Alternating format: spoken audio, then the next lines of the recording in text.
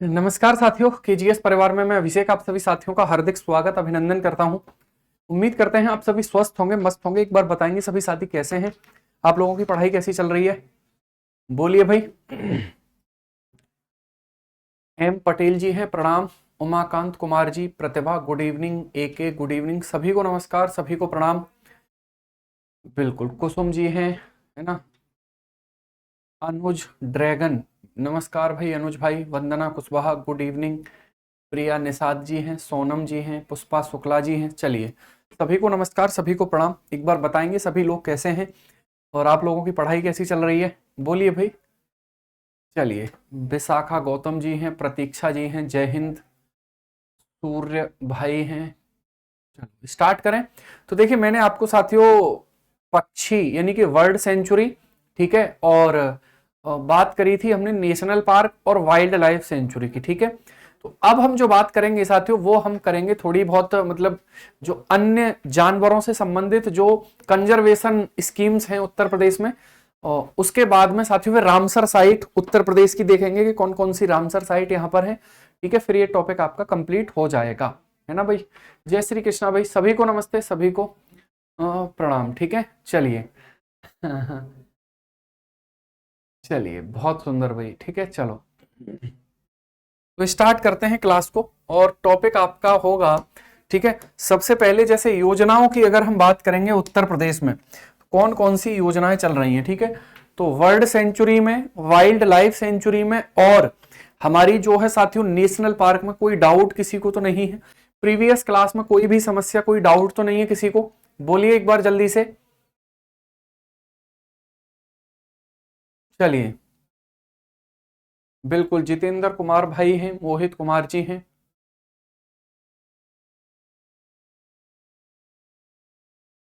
चलिए ठीक है, आगे चलते हैं, अगले पॉइंट पर चलते हैं। तो देखिए, हमारा जो अगला पॉइंट होगा साथियों, वो होगा उत्तर प्रदेश में जो गिद्ध संरक्षण योजनाएं हैं, है ना।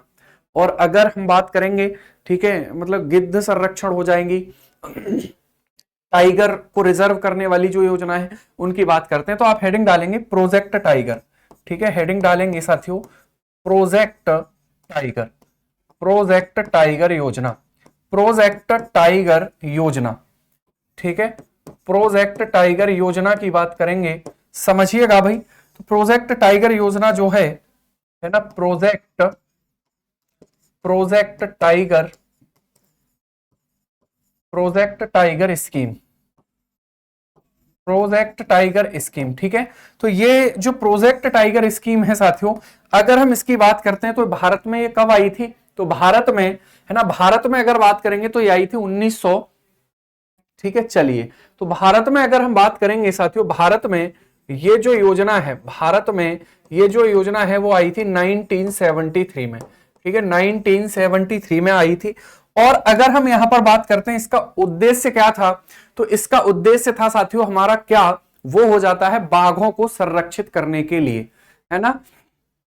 ठीक है, ये आया था साथियों किसके लिए? बाघों को संरक्षित करने के लिए, बाघों को संरक्षित करने के लिए, है ना, बाघों को संरक्षित करने के लिए ये योजना, ठीक है, बाघों को संरक्षित करने के लिए इस योजना को लागू किया गया था। यानी कि टाइगर जो है हमारे, ठीक है, उनको कंजर्व करने के लिए साथियों, इनको ना फॉर टाइगर, टाइगर कंजर्वेशन के लिए साथियों इस योजना को लाया गया था, बाघों को बचाने के लिए इस योजना को लाया गया था। अब क्योंकि ये भारत में तो आई थी, भारत में जो ये योजना है साथियों ये आई थी कब? 1973 में। उत्तर प्रदेश की बात करते हैं, उत्तर प्रदेश की बात करते हैं। चलिए ठीक है, उत्तर प्रदेश की बात करते हैं, यहां पर समझिएगा।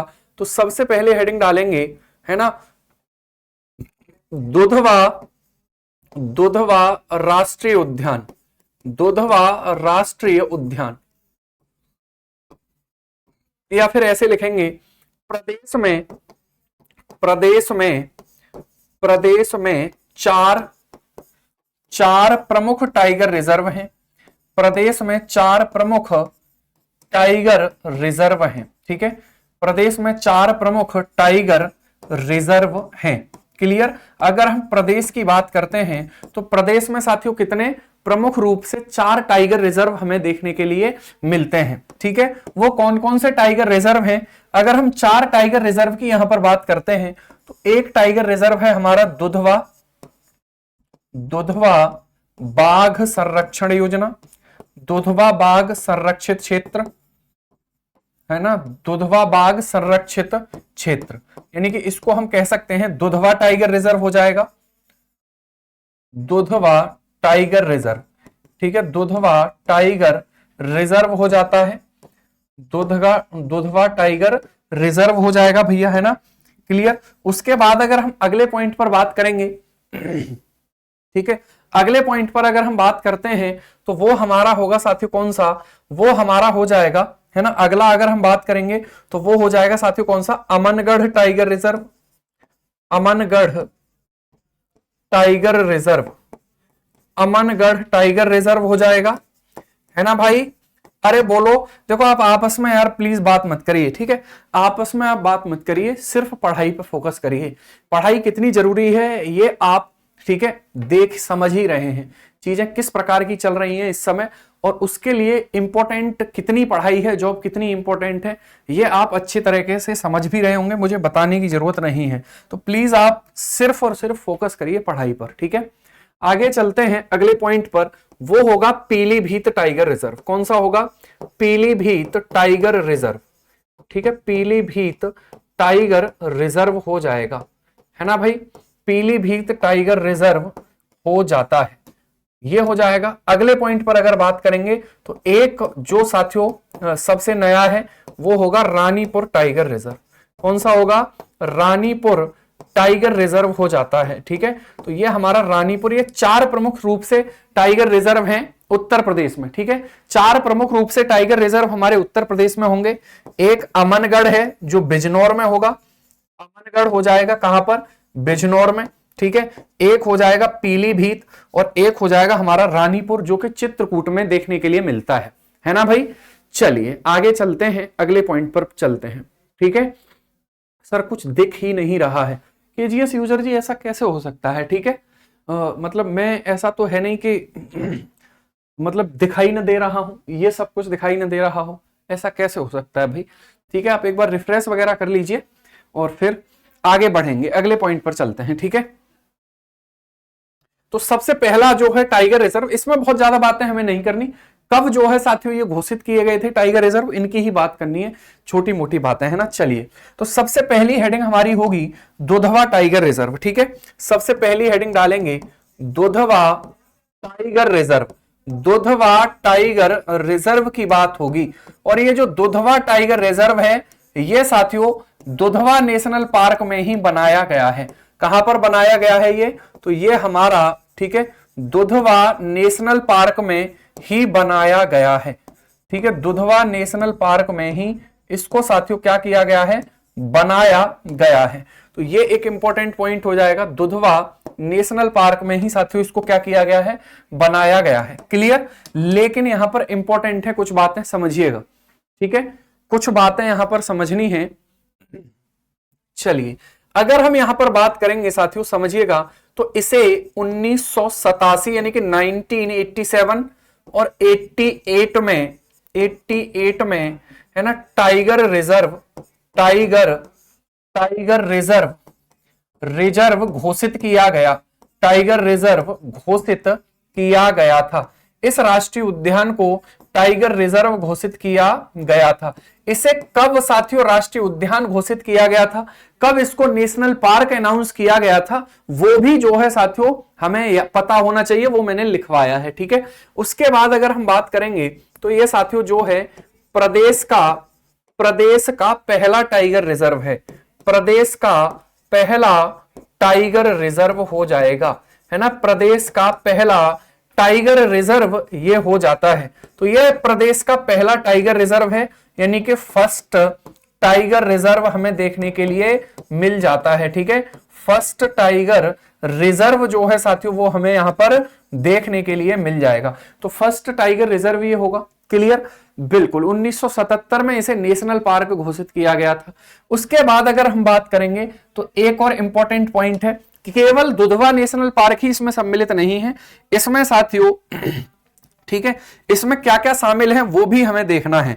ठीक है, तो इसमें अगर हम शामिल की बात करेंगे तो इसमें साथियों किशनपुर वन्य जीव अभयारण्य, किशनपुर वन्य जीव अभयारण्य, किशनपुर वन्य जीव अभयारण्य हो जाएगा, है ना, किशनपुर वन्य जीव अभयारण्य हो जाता है।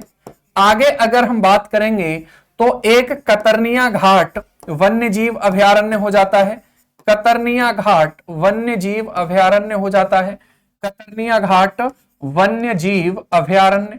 ठीक है, वन्य जीव अभयारण्य होगा भैया। और अगला कौन सा होगा, तो अगला हमारा हो जाएगा दुधवा नेशनल पार्क। अगला कौन सा हो जाएगा, तो वो हो जाएगा हमारा दुधवा नेशनल पार्क। ठीक है, वो हमारा कौन सा होगा, तो वो हो जाएगा दुधवा नेशनल पार्क, दुधवा राष्ट्रीय उद्यान, दुधवा राष्ट्रीय उद्यान जो है साथियों, इन तीनों को जब मिलाया गया, इन तीनों को जब सम्मिलित रूप से साथियों, है ना, क्या घोषित किया गया है, टाइगर रिजर्व घोषित किया गया है। तो यह भी बात हमें यहां पर ध्यान रखनी है कि इन तीनों को, ठीक है, इन तीनों को साथियों संयुक्त रूप से कंबाइंड रूप से ये टाइगर रिजर्व घोषित किए गए हैं। और अगर इनके एरिया की बात करेंगे तो इनका एरिया 1284 किलोमीटर स्क्वायर हो जाता है, 1284 किलोमीटर स्क्वायर हो जाता है। ठीक है, तो 1284 वर्ग किलोमीटर के क्षेत्रफल में इन तीनों को tiger reserve, Dudhwa tiger reserve के अंतर्गत रखा गया है। तो देखिए, जो हमारा दुधवा टाइगर रिजर्व है उसके अंडर कौन कौन से वाइल्ड लाइफ सेंचुरी आते हैं, तो उसमें किशनपुर वन्यजीव अभयारण्य, यानी कि Kishanpur wildlife sanctuary, Katarnia Ghat wildlife sanctuary. ठीक है, इनके बारे में आपको मैंने बता रखा है कि ये जो किशनपुर है ये तो आपको पता है लखीमपुर खीरी में ही है। कहां पर है ये, तो ये साथियों लखीमपुर खीरी, लखीमपुर खीरी में ही हो जाता है ना भाई। ठीक है, और कतरनिया घाट कहां पर है साथियों, तो ये हमारा बहराइच में हो जाता है, बहराइच, है ना। तो ये भी हमें यहां पर पॉइंट ध्यान रखना है। तो इन तीनों को संयुक्त रूप से साथियों शामिल किया गया है टाइगर रिजर्व में। तो ये तो होता है हमारा दुधवा टाइगर रिजर्व की बात। किसकी बात हुई है, ये हमारी बात हुई दुधवा टाइगर रिजर्व की बात। चलिए आगे चलते हैं, अगले पॉइंट पर चलते हैं। ठीक है, तो अगला इसके बाद अगर हम बात करेंगे यहां पर, है ना, तो यहां पर बाघों को संरक्षित करने का क्षेत्र भी किया गया है। तो ये दुधवा टाइगर रिजर्व की बात होती है। एरिया कितना है, लगभग 1284। अब आप कहेंगे सर दुधवा नेशनल पार्क का एरिया तो अलग है, तो मैंने क्या बोला, ये तीनों इसमें कंबाइंड रूप से हैं, इसलिए एरिया ज्यादा है, लगभग इतना है। ठीक है, आगे चलते हैं अगले पॉइंट पर। अगला होगा साथियों Amangarh tiger reserve, Amangarh tiger reserve. अरे बोलो यहां तक कोई समस्या किसी को, यहां तक किसी भी साथी को कोई समस्या तो नहीं है भाई। Amangarh tiger reserve, Amangarh tiger reserve. ठीक है, Amangarh tiger reserve, Amangarh tiger reserve, clear. अगर हम यहां अमनगढ़ टाइगर रिजर्व की बात करते हैं, अमनगढ़ टाइगर रिजर्व, ठीक है, तो अमनगढ़ जो टाइगर रिजर्व है, अमनगढ़ जो टाइगर रिजर्व है साथियों, अगर हम उसकी बात करेंगे तो समझिएगा, अमनगढ़ जो टाइगर रिजर्व है उसको देखते हैं। चलिए भाई, है ना, अमनगढ़ टाइगर रिजर्व की बात करते हैं। इस प्रोजेक्ट टाइगर योजना कहा गया है तीनों को मिलाकर, बिल्कुल भाई। ठीक है, अब तो कोई भी समस्या नहीं आती, बिल्कुल। कितने अच्छे लोग हैं भाई, है ना, इतने अच्छे लोग शायद ही मतलब मिलते हैं, बड़ी मुश्किलों से मिलते हैं, सौभाग्यशाली लोगों को मिलते हैं। इसका मतलब मैं अपने आप को बहुत सौभाग्यशाली समझता हूं भाई, है ना। तो चलिए, बहुत अच्छी बात है। ठीक है, मतलब शुरुआत में आपके अंदर जितनी गुस्सा और मतलब नफरत और गुस्सा, क्रोध, वो सारी चीजें खत्म हो गई एकदम, आप शांत। तो ऐसा लग रहा है गीता वीता पढ़ने लग गए लोग। मुझे समझ में नहीं आ रहा है, मैंने 3 जगह कॉपी में दुधवा के बारे में लिखा है, क्या करूं सर जी। ठीक है कोई बात नहीं। अब देखिए टाइगर रिजर्व में जब इसको शामिल किया गया है तो लिखेंगे क्यों नहीं भाई, है ना। चलिए कोई बात नहीं, अब नहीं लिखेंगे, आप निश्चिंत रहिए, अब नहीं लिखेंगे, है ना। 3 बार लिख लिया है, अब नहीं लिखेंगे, है ना भाई। चलिए भाई ठीक है, आगे चलते हैं। तीनों बार देखना एक ही चीज लिखी है, अलग अलग चीजें तो नहीं लिखनी। ये भी तो एक इंपॉर्टेंट है कि तीनों जगह एक ही चीज लिखी हुई है, अलग अलग। ठीक है, तो इसे साथियों, इसकी अगर हम बात करते हैं 21 जुलाई 2012 को, 21 जुलाई 2012 को, 21 जुलाई 2012 को इसे टाइगर रिजर्व घोषित किया गया, टाइगर रिजर्व घोषित किया गया, इसे टाइगर रिजर्व घोषित किया गया। ठीक है, 21 जुलाई 2012 को इसे साथियों क्या घोषित किया गया, टाइगर रिजर्व घोषित किया गया था। ठीक है भाई, आगे चलते हैं।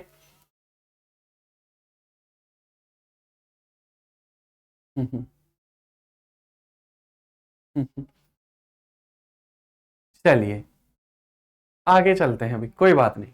ठीक है, इतना दुखी मत होइए प्लीज, क्या बात हो गई भाई।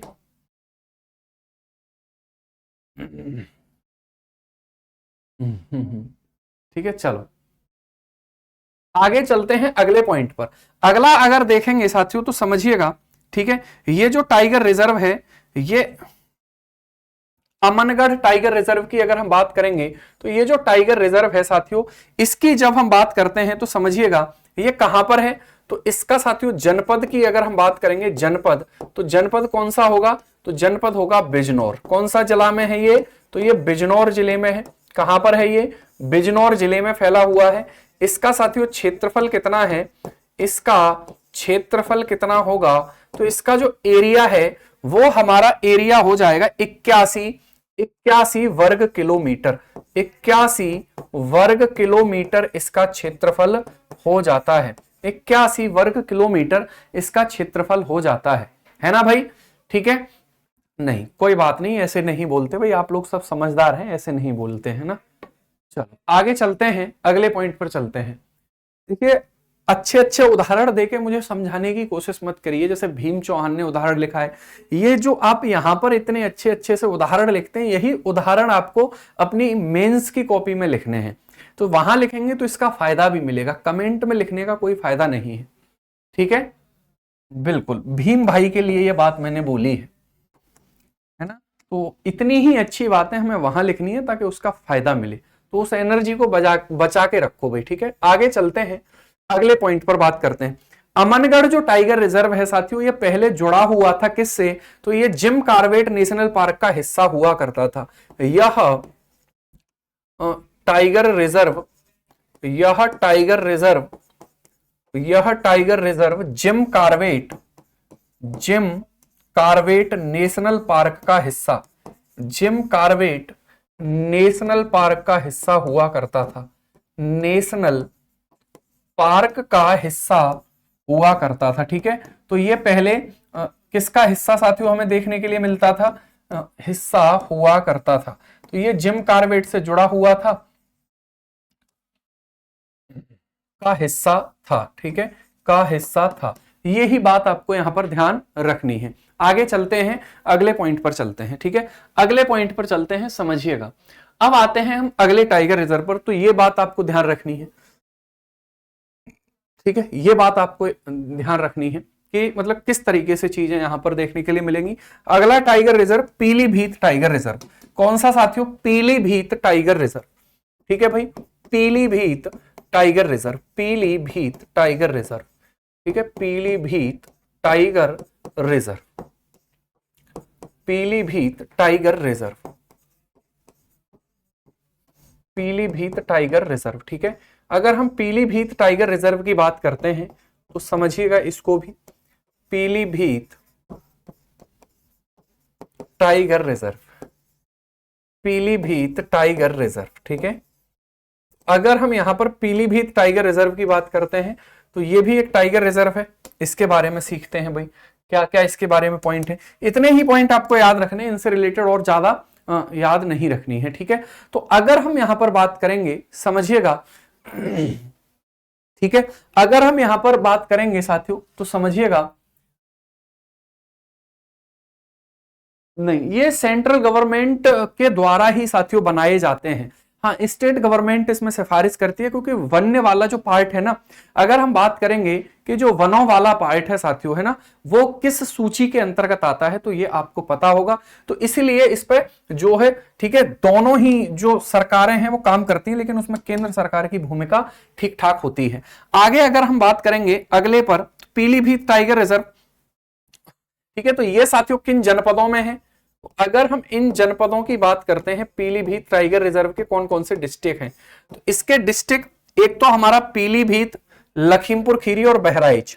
पीलीभीत, पीलीभीत, लखीमपुर खीरी, लखीमपुर खीरी, पीलीभीत, लखीमपुर खीरी, ठीक है, लखीमपुर खीरी और बहराइच, 3 जिलों में यह फैला हुआ है। ठीक है, बहराइच 3 जिलों में यह फैला हुआ है। क्लियर? अगर हम बात करेंगे, ठीक है, अगर हम यहां पर बात करेंगे साथियों, तो समझिएगा, ठीक है, देखिए यार, क्लासेस आपको पता है कि मतलब लगातार मैं आपको, जब तक पेपर नहीं होगा उससे पहले चीजों को हमें खत्म करना है, तो बस आप धैर्य के साथ करते रहिए। क्लासेस तो वही है कि लंबी भी जा सकती है, कम भी हो सकती है, पर कोशिश करेंगे कि पूरा का पूरा एकदम सिलेबस ठीक से हो जाए। ठीक है, तो थोड़ा सा एक्स्ट्रा टाइम लेना पड़ेगा भाई दीपक भाई, ठीक है, परेशान मत होइए, बस करते रहिए चीजों को, बाकी चीजों को जो आपकी तय मतलब हो रखी है उनको रिवाइज करिए। ठीक है, आगे चलते हैं, अगले पॉइंट पर चलते हैं। तो ये जो है साथियों, ये जो है इसे इसे 2014 में, इसे 2014 में टाइगर रिजर्व घोषित किया गया था। इसे 2014 में टाइगर रिजर्व घोषित किया गया था। ठीक है, 2014 में टाइगर रिजर्व साथियों इसको घोषित किया गया था, इसको अनाउंस किया गया था। कब? तो वो किया गया था साथियों हमारा, ठीक है, 2014 में। रेड डाटा बुक में कोई एक जीव नहीं है, बहुत सारे जीव रेड डाटा बुक में शामिल है ना भाई। आगे अगर हम बात करेंगे, अगले पॉइंट पर अगर हम बात करेंगे, तो समझिएगा अगला होगा Ranipur tiger reserve. Ranipur, Ranipur tiger reserve, ठीक है, रानीपुर टाइगर रिजर्व की बात होगी। तो जो रानीपुर टाइगर रिजर्व है साथियों, रानीपुर टाइगर रिजर्व है ना, अगर हम यहाँ रानीपुर टाइगर रिजर्व की बात करते हैं तो समझिए इसको, रानीपुर, रानीपुर टाइगर रिजर्व, ठीक है, रानीपुर टाइगर रिजर्व। तो रानीपुर टाइगर रिजर्व जो है, ये सबसे नया टाइगर रिजर्व है, आपको पता है, उत्तर प्रदेश का। ठीक है, ये जो है साथियों सबसे नया टाइगर रिजर्व है। और अगर हम बात करते हैं तो समझिएगा, ये जो है साथियों यूपी का तो चौथा टाइगर रिजर्व, और पूरे भारत का 53वां टाइगर रिजर्व इसको घोषित किया गया था। यानी कि 2022 में, 2022 में इसे, 2022 में इसे टाइगर रिजर्व घोषित किया गया, टाइगर रिजर्व घोषित किया गया, है ना, 2022 में इसे टाइगर रिजर्व घोषित किया गया। ठीक है, अगर हम यहां पर बात करते हैं तो भारत के कौन से नंबर का था ये, तो भारत का 53वां, 53वां टाइगर रिजर्व है ये। ठीक है, भारत का 53वां टाइगर रिजर्व होगा। और अगर हम बात करेंगे यहां पर, तो ये यूपी का कौन से नंबर का है भैया, तो ये यूपी का चौथे नंबर का है, यूपी का 4th नंबर का टाइगर रिजर्व हो जाता है। ठीक है, किस जनपद में ये होगा, तो अगर हम यहां पर जनपद की बात करते हैं तो ये चित्रकूट में हमें देखने के लिए मिलता है, यानी कि बुंदेलखंड क्षेत्र में ये देखने के लिए मिल जाता है, बुंदेलखंड क्षेत्र में देखने के लिए मिल जाता है। ठीक है, बुंदेलखंड क्षेत्र में ये हमें देखने के लिए मिल जाता है। तो ये थे हमारे उत्तर प्रदेश के टाइगर रिजर्व, ये थे उत्तर प्रदेश के टाइगर रिजर्व। ठीक है, क्लियर बात? बिल्कुल भाई, संजीव भाई बिल्कुल लेंगे, पर निश्चिंत रहिए आप। ठीक है, ध्यान बस पढ़ते रहिए जो भी चीजें बताई जा रही हैं। आगे चलते हैं, अगले पॉइंट पर बात करते हैं, समझिएगा। तो अब ये तो हमारे टाइगर रिजर्व हो गए। तो यूपी में कुल टाइगर रिजर्व कितने हैं? 4 टाइगर रिजर्व हैं। कौन कौन से हैं वो हमने यहां पर देखा। अब हम बात करते हैं प्रोजेक्ट एलिफेंट की। किसकी बात करेंगे? प्रोजेक्ट एलिफेंट की। तो आगे बढ़ा जाए भाई, आगे बढ़ा जाए, बिल्कुल भाई, ठीक है, लो साइड भी ले लीजिए आप, बिल्कुल ठीक है। आगे चलते हैं अगले पॉइंट पर। अब बात करते हैं उत्तर प्रदेश में प्रोजेक्ट एलिफेंट।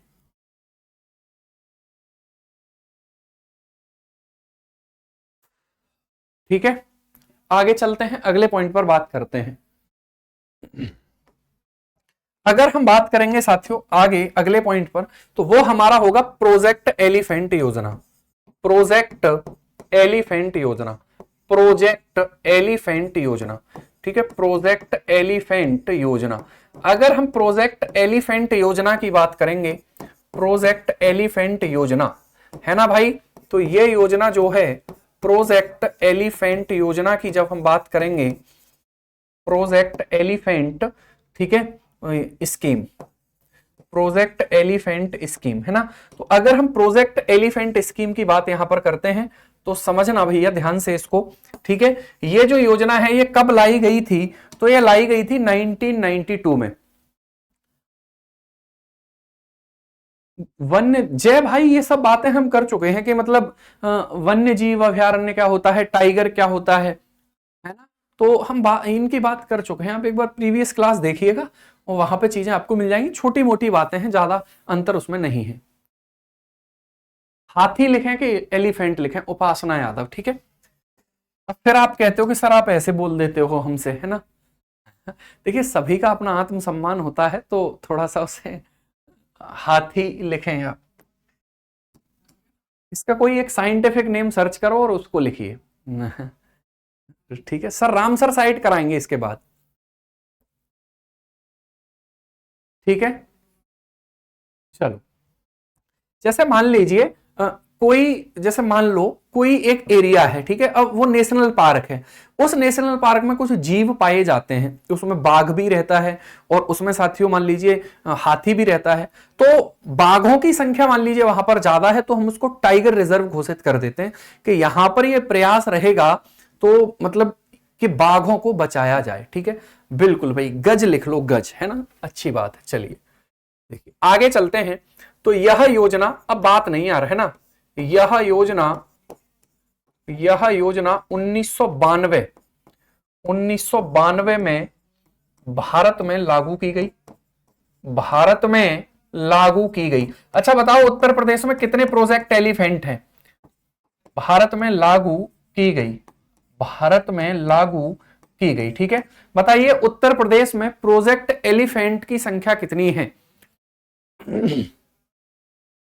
ठीक है भाई। तो अगर हम बात करेंगे यहां पर समझिएगा, वर्तमान में यूपी में प्रोजेक्ट एलिफेंट की संख्या 2 है, ठीक है। अगर हम यहां पर बात करते हैं तो ठीक है, बिल्कुल भाई, वर्तमान में यूपी में मुख्य दो प्रोजेक्ट एलिफेंट हैं, मुख्यतः 2 प्रोजेक्ट एलिफेंट होंगे, ठीक है, प्रोजेक्ट एलिफेंट हैं। क्लियर हो गई बात। तो अब ये दोनों कौन कौन से हैं, आगे चलते हैं, अगले पॉइंट पर चलते हैं। वो दोनों साथियों कौन कौन से हमारे होंगे? एक हो जाएगा हमारा उत्तर प्रदेश एलिफेंट रिजर्व, ठीक है। एक कौन सा होगा, तो एक होगा साथियों हमारा उत्तर प्रदेश, इसका नाम ही ऐसा है, Uttar Pradesh elephant reserve, Uttar Pradesh elephant reserve, Uttar Pradesh elephant reserve हो जाता है, ठीक है, उत्तर प्रदेश एलिफेंट रिजर्व हो जाता है। अगर हम बात करेंगे ये कहां पर है, तो सीधा सीधा लिख ही लेते हैं, उत्तर प्रदेश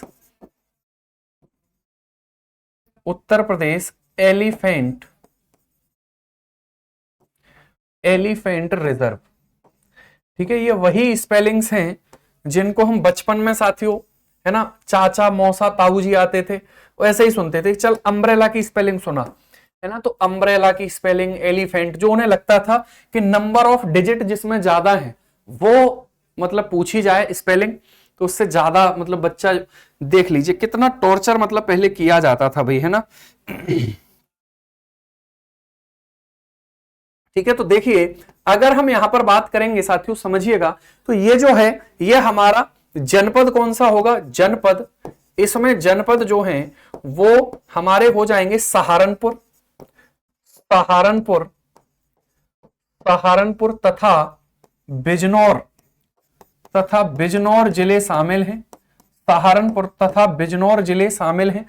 तो सहारनपुर तथा बिजनौर जिलों में साथियों ये फैला हुआ है। ठीक है, आगे अगर हम बात करेंगे तो समझिएगा, ठीक है, समझिएगा साथियों, इसे 2009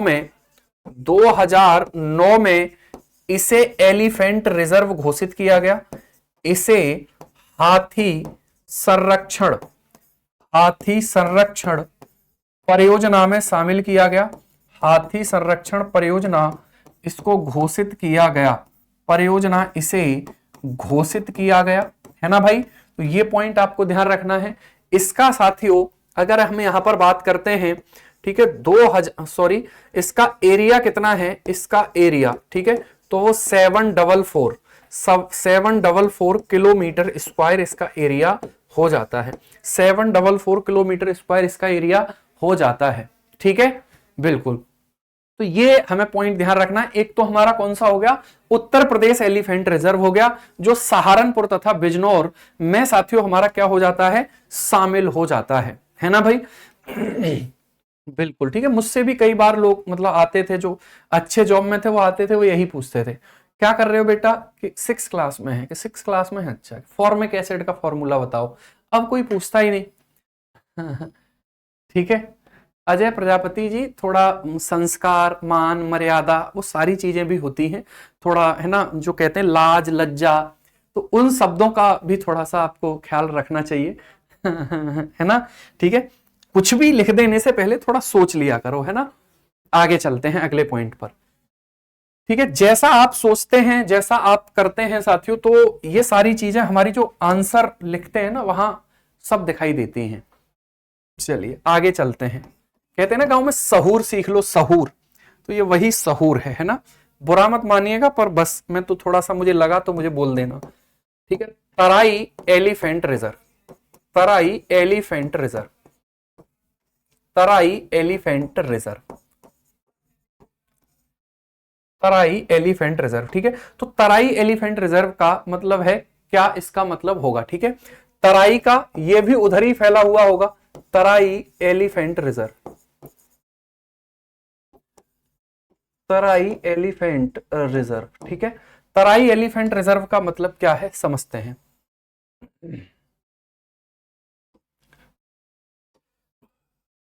तो अगर हम तराई एलिफेंट रिजर्व की बात करते हैं, ये हमारे उत्तर प्रदेश के तराई क्षेत्र में ही देखने के लिए मिलता है। ठीक है, तो समझिएगा, इसके बारे में अगर हम बात करेंगे साथियों, तो ये जो है, ठीक है, इसको साथियों 2022 में 2022 में 2022 में प्रोजेक्ट एलिफेंट में शामिल किया गया। प्रोजेक्ट एलिफेंट में, प्रोजेक्ट एलिफेंट में शामिल किया गया, प्रोजेक्ट एलिफेंट में शामिल किया गया। ठीक है, प्रोजेक्ट एलिफेंट में शामिल किया गया था। कब किया गया था साथियों, तो इसे 2022 में शामिल किया गया था। अगर हम यहां पर बात करते हैं, तो ये जो है साथियों, ठीक है, देखिए बेइज्जती नहीं होती है ना, बेइज्जती वाली बात नहीं है। अगर आप चीजों को बेइज्जती या आत्म सम्मान पे ले जाएंगे तो कुछ भी नहीं सीख पाएंगे। ठीक है, आप ऐसा मत सोचा करो, हो सकता है मुझसे कोई गलती हुई और आपने मुझे बताया कि सर इस पॉइंट पे आप गलत हैं, तो ये मुझे मान लेनी चाहिए, तभी तो वो गलती में सुधार होगा। अगर मैं ये कहूं अरे आपने तो मुझे मतलब, वो एक अलग डायरेक्शन में चली गई। जैसे कहते हैं ना कि मतलब वाद विवाद करने में और मतलब चर्चा करने में, लड़ाई करने में अंतर होता है ना भाई। बहस में और चर्चा में अंतर है, तो उस टाइप से मत लिया करो चीजों को। आप बड़े लोग हो, समझदार लोग हो, है ना भाई। चलिए आगे चलते हैं अगले पॉइंट पर, अगले पॉइंट पर चलते हैं। ठीक है, तो अगला है, इसमें उत्तर यूपी के 4 जिले शामिल हैं। कितने, यूपी के 4 जिले साथियों इसमें शामिल हैं। और वो कौन कौन से जिले हैं, तो वो वही जिले हैं जो तराई क्षेत्र में हमें देखने के लिए मिलेंगे। ठीक है, जो तराई क्षेत्र में हमें देखने के लिए मिलेंगे। क्लियर। अगर हम यहां पर बात करते हैं साथियों, तो समझिएगा, है ना, एक तो इसमें लखीमपुर खीरी हो जाएगा, है ना, लखीमपुर खीरी हो जाएगा भाई। कौन सा होगा, लखीमपुर खीरी। ठीक है, लखीमपुर खीरी, लखीमपुर खीरी, है ना भाई। उसके बाद इसमें साथियों पीलीभीत, पीलीभीत, पीलीभीत, बहराइच, बहराइच, है ना, और शाहजहांपुर, और कौन सा होगा, शाहजहांपुर होगा, ठीक है, शाहजहांपुर होगा। क्लियर, कौन सा हो जाएगा, शाहजहांपुर हो जाता है। तो ये भी पॉइंट आपको यहां पर ध्यान रखना है, इसमें इतने जिले हमारे साथियों शामिल हो जाते हैं। तो ये थी हमारी प्रोजेक्ट एलिफेंट वाली जो है, ठीक है। आगे चलते हैं, अगले पॉइंट पर बात करते हैं, समझिएगा। तो आप बढ़े आगे, कोई दिक्कत यहां तक किसी को, यहां तक किसी भी साथी को कोई समस्या, ठीक है। चलिए, तो ये थे हमारे प्रोजेक्ट एलिफेंट। अब हम थोड़ा सा एक दो जानवरों को लेकर और बात करेंगे, उसके बाद आगे बढ़ेंगे, ठीक है। चलिए देखिए, आगे अगर हम बात करते हैं साथियों, तो वो हमारे होंगे क्या, वो हमारा हो जाएगा घड़ियाल संरक्षण योजना, घड़ियाल संरक्षण योजना, ठीक है। वो कौन सी होगी, तो वो हो जाएगी घड़ियाल, घड़ियाल संरक्षण योजना, घड़ियाल संरक्षण योजना, घड़ियाल संरक्षण योजना, ठीक है। देखो, घड़ियाल को वैसे एलिगेटर भी बोलते हैं हम, कई कई बार क्या बोलते हैं इसको, एलिगेटर भी इसको कहा जाता है, ठीक है। तो इसको क्या बोला जाता है साथियों, इसको हम alligator, alligator conservation scheme, alligator conservation scheme इसको बोला जाता है, ठीक है।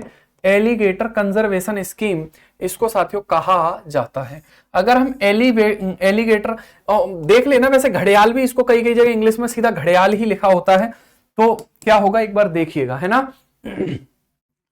अगर हम यहां पर बात करें, ठीक है, अगर हम यहां पर बात करें, अगर हम यहां पर बात करेंगे साथियों, तो जो घड़ियाल है आपको पता है ये मीठे पानी का संकेतक होते हैं, है ना। घड़ियाल जो है साथियों, ठीक है, घड़ियाल मीठे पानी में, घड़ियाल मीठे पानी में, मीठे पानी में रहने वाली, घड़ियाल मीठे पानी में रहने वाली, रहने वाली एक, ठीक है, घड़ियाल मीठे पानी में रहने वाली एक मगरमच्छ की प्रजाति है, मगरमच्छ की प्रजाति है, मगरमच्छ की प्रजाति हो जाती है, है ना भाई, किसकी प्रजाति है, मगरमच्छ की प्रजाति हो जाएगी।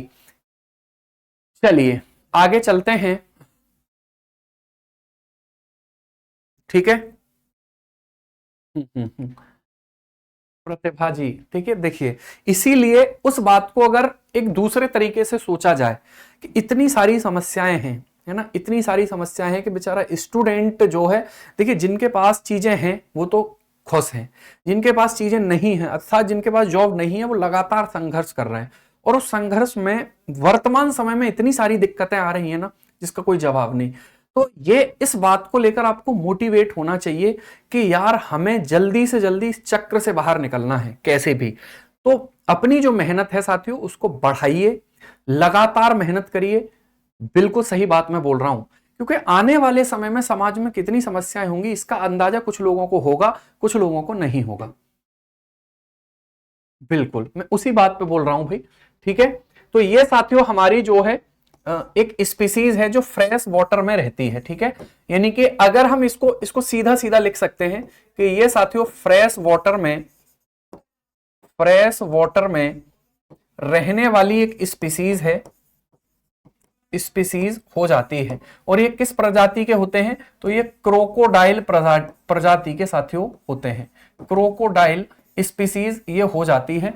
इस प्रकार से इसको आपको ध्यान रखना है, ठीक है। अगर हम यहां पर बात करेंगे अगले पॉइंट पर, अगले पॉइंट पर अगर हम यहां पर बात करेंगे तो समझिएगा इसको साथियों कहां पर, यानी कि ये चंबल नदी में इसको घोषित किया गया है। इसको साथियों किसमें घोषित किया गया है, तो इसे चंबल नदी में, चंबल नदी में, चंबल नदी में घोषित किया गया है। कौन सी नदी में साथियों घड़ियालों को संरक्षित किया जाता है, तो चंबल नदी में इसको अनाउंस किया गया है। कहां पर, चंबल नदी में, ठीक है। यानी कि देखिए मीठे पानी का सेंस यहां पर वो है जो साथियों हमारी गंगा यमुना और वो सारी नदियां होती हैं, है ना, वो सारी जो नदियां होती हैं उनकी बात हम यहां पर कर लेते हैं।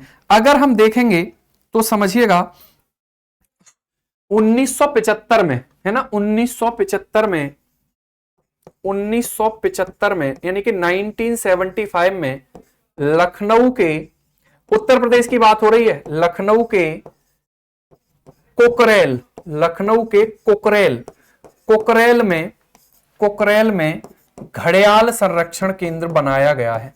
लखनऊ के कुकरेल में घड़ियाल संरक्षण केंद्र बनाया गया है। ठीक है, तो घड़ियालों का संरक्षण लखनऊ के कुकरेल में साथियों हो जाता है। यह बात आपको यहां पर ध्यान रखनी है। आगे चलते हैं, अगले पॉइंट पर बात करते हैं। ठीक है, अगले पॉइंट पर बात करते हैं।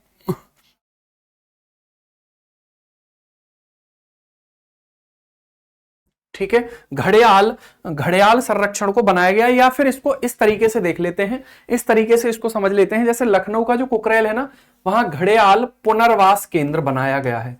पुनर्वास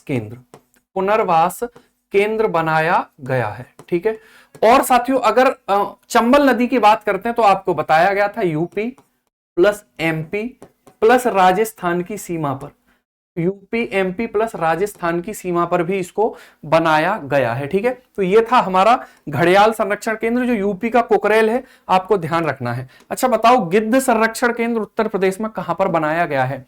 जो गिद्ध संरक्षण केंद्र है साथियों, वो उत्तर प्रदेश में कहां पर बनाया गया है? आंसर करिए जल्दी से, आंसर जल्दी से करेंगे भाई, कहां पर बनाया गया है? ठीक है, चलिए उसके बाद आता है प्रोजेक्ट डॉल्फिन। तो देखिए घड़ियाल मीठे पानी, यानी कि जहां पर घड़ियालों की संख्या ज्यादा होगी वहां समझ जाइएगा वो मीठे पानी का खेल है पूरा का पूरा। ठीक है, महाराजगंज ही होगा भाई, निरपुंजी महाराजगंज ही होगा, शायद इफ एंड बट की कोई गुंजाइश वहां पर नहीं है। ठीक है, आगे चलते हैं, आगे होगा project dolphin. Project dolphin, project dolphin. ठीक है, प्रोजेक्ट डॉल्फिन हो जाता है। तो अगर हम यहां पर प्रोजेक्ट डॉल्फिन की बात करेंगे, प्रोजेक्ट डॉल्फिन, ठीक है भाई, प्रोजेक्ट डॉल्फिन की बात करेंगे तो ये जो प्रोजेक्ट डॉल्फिन है साथियों, ये भी उत्तर प्रदेश में। अब ये किस नदी में बनाया गया होगा? ये गंगा नदी में बनाया गया होगा। ठीक है, ये कहां पर? गंगा नदी में साथियों ये बनाया गया होगा। तो समझिएगा,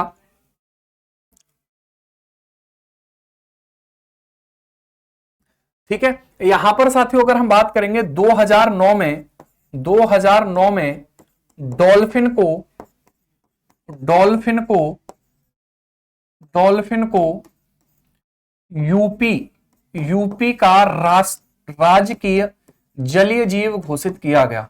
यूपी का राजकीय जलीय जीव घोषित किया गया।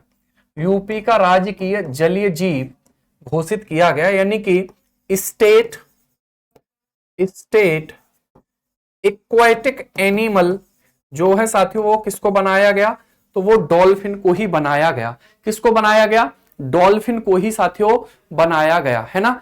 अगर हम यहां पर बात करते हैं तो ये साथियों समझिएगा, ये समझिएगा, ये हमारा, ठीक है, गंगा नदी में बनाया गया है। आपको पता है उत्तर प्रदेश में गंगा नदी, यमुना नदी, तो वहां पर। अच्छा, डॉल्फिन संरक्षण के लिए साथियों मुझे ये बताइए, डॉल्फिन संरक्षण के लिए कौन सा राष्ट्रीय उद्यान ऐसा है जो जिसे घोषित किया गया है? ठीक है, बोलिए, बोलिए भाई, बोलिए क्या आंसर होगा इसका। ठीक है, डॉल्फिन संरक्षण के लिए जो राष्ट्रीय उद्यान है वो भारत में कहां पर स्थित है? मैंने बताया था आपको इसी क्लास में, ध्यान रहे। नमामि गंगे तो परियोजना है, वो डॉल्फिन संरक्षण से नहीं है, वो गंगा को शुद्ध, पटना भागलपुर होगा, विक्रमशिला होगा। सनी भाई सही आंसर कर रहे हैं भाई। कुछ लोग ना अभी जैसे कुछ लोगों के मतलब कमेंट आए कि जो उत्तर प्रदेश का राष्ट्रीय वृक्ष है वही गलत करके आ गए लोग, जल्दबाजी में वो भी गलत कर दिया। ठीक है, तो ये भी एक बड़ा इंपॉर्टेंट पॉइंट था कि उत्तर प्रदेश का राजकीय वृक्ष बरगद लगा के आ गए सीधे सीधे। क्या है भैया बताओ। ठीक है, अगला पॉइंट देखेंगे तो वो होगा लास्ट हमारा गिद्ध संरक्षण। गिद्ध संरक्षण, गिद्ध संरक्षण। गिद्ध संरक्षण की यहां पर बात होगी। तो गिद्ध जो संरक्षण है साथियों, है ना, गिद्ध संरक्षण मुझे कमेंट करके ये बताइए, मुझे ये कमेंट करके बताइए साथियों कि गिद्ध जो है हमारा जो क्या बोलते हैं उसको, फूड चेन जो होती है, फूड चेन, उसमें कौन से स्तर पर यह आता है?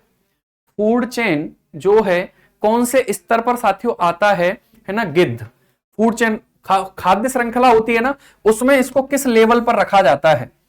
तो गिद्ध संरक्षण योजना, गिद्ध संरक्षण योजना, गिद्ध संरक्षण योजना की बात यहां पर हम करेंगे। तो समझिएगा ये जो है साथियों,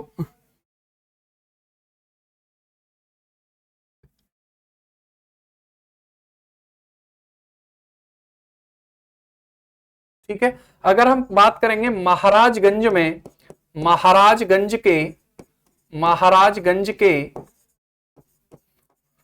फरेंदी, फरेंदी गांव में, फरेंदी गांव में, महाराजगंज के फरेंदी गांव में, ठीक है, गिद्ध यह बनाया गया है। गिद्धों के संरक्षण के लिए साथियों क्या किया गया है? बनाया गया है। क्लियर? फरेंदी गांव में ये बनाया गया है, महाराजगंज के। ठीक है, आगे अगर हम बात करेंगे, अगले पॉइंट पर बात करेंगे साथियों, तो इसको, ये इसका नाम क्या दिया गया है पता है? इसका नाम दिया गया है साथियों जटायु, जटायु संरक्षण और प्रजनन केंद्र, जटायु संरक्षण और प्रजनन केंद्र, जटायु संरक्षण और प्रजनन केंद्र, जटायु संरक्षण और प्रजनन केंद्र इसका साथियों नाम दिया गया है ना? तो ये पॉइंट आपको यहां पर ध्यान रखना है, जटायु संरक्षण और प्रजनन केंद्र इसका नाम दिया गया होगा। क्लियर? तो ये एक इंपॉर्टेंट पॉइंट है, इससे रिलेटेड आपको ध्यान रखना है, क्योंकि गिद्ध जो है ऐसा माना जाता है कि वो जटायु की प्रजाति का ही होगा। किसकी प्रजाति का माना जाता है वो? तो वो जटायु की प्रजाति का ही माना जाता है। ठीक है भाई,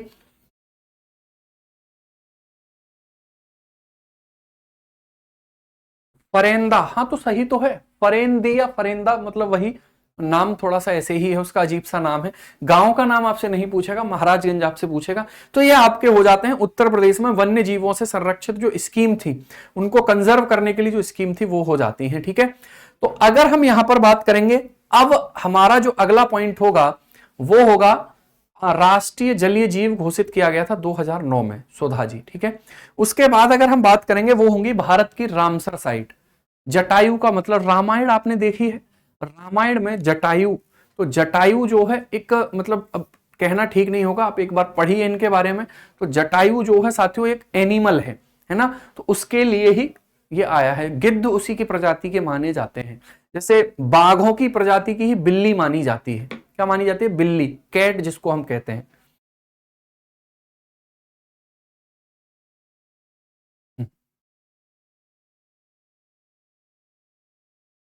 चल ठीक है, तो इसके बाद रामसर साइट वाला टॉपिक है, रामसर साइट में पीपीटी के रूप में ले आऊंगा, उनमें कुछ भी नहीं करना है और उनको नेक्स्ट डे हम बात करेंगे। ठीक है, आज के लिए इतना ही करते हैं।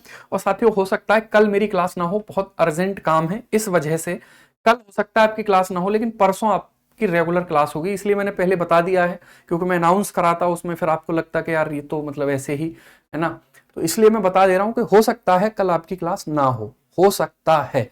ठीक है, 50-50 चांसेस हैं, तो उसको 60 कर लीजिए ना होने के केस में है ना भाई। ठीक है, तो कल के लिए मैं क्षमा चाहता हूं, लेकिन हाँ परसों आपकी क्लास होगी।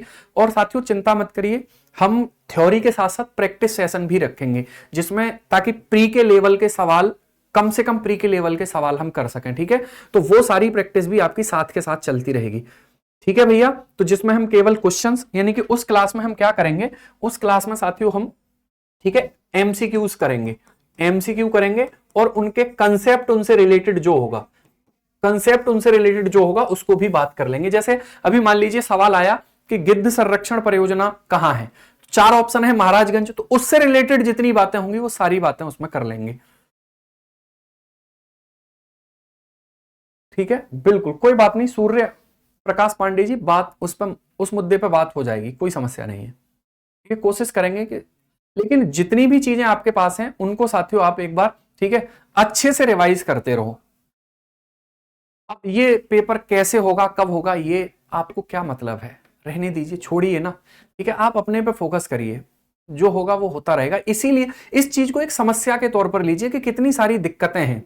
उन दिक्कतों से निपटने के लिए सिर्फ एक ही कारण है कि पेपर जो है अगर हमारी सिलेक्शन हो गया तो उसके बाद चीजें बहुत अलग हो जाएंगी।